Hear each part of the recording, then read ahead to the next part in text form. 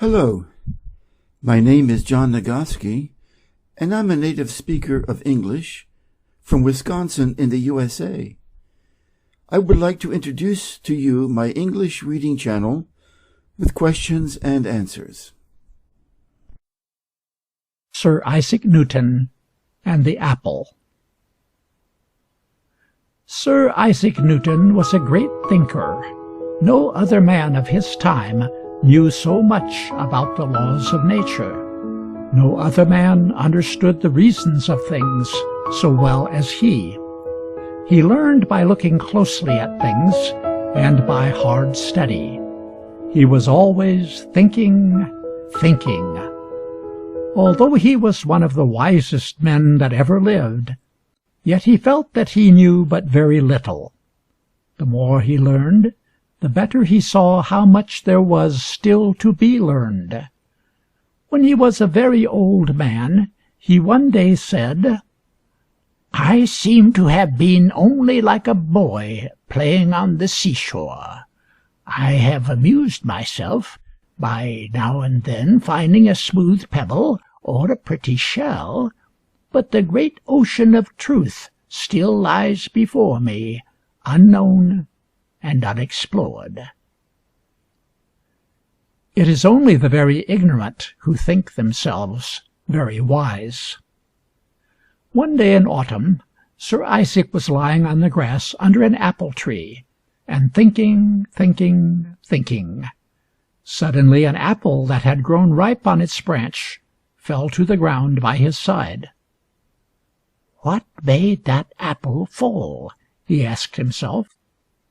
"It fell because its stem would no longer hold it to its branch," was his first thought. But Sir Isaac was not satisfied with this answer. Why did it fall toward the ground? Why should it not fall some other way just as well? He asked. All heavy things fall to the ground. But why do they? Because they are heavy.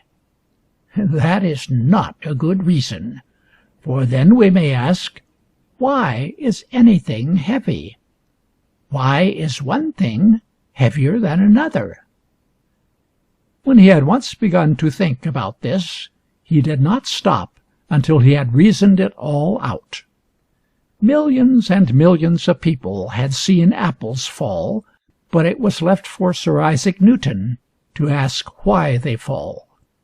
He explained it in this way.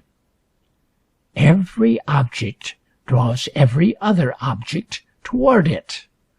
The more matter an object contains, the harder it draws. The nearer an object is to another, the harder it draws.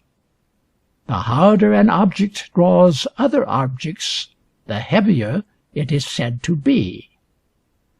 The earth is many millions of times heavier than an apple, so it draws the apple toward it millions and millions of times harder than the apple can draw the other way. The earth is millions of times heavier than any object near to or upon its surface, so it draws every such object toward it. This is why things fall, as we say, toward the earth. While we know that every object draws every other object, we cannot know why it does so. We can only give a name to the force that causes this. We call that force gravitation. It is gravitation that causes the apple to fall. It is gravitation that makes things have weight. It is gravitation that keeps all things in their proper places.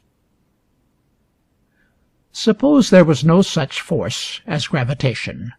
Would an apple fall to the ground? Suppose that gravitation did not draw objects toward the earth. What would happen? To you who, like Sir Isaac Newton, are always asking why and how, these questions will give something to think about.